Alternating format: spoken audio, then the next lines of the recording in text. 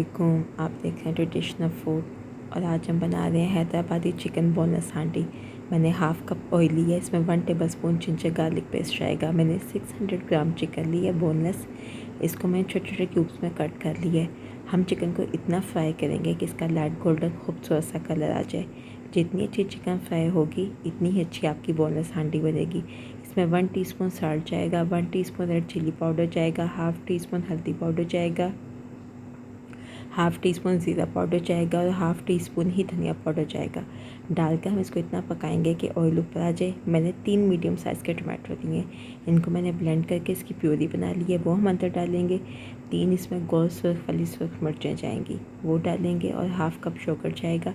डालकर इतना पकाएंगे कि चिकन हमारी गल जाए और पानी ड्राई हो जाए योगर्ट का और टमाटो का।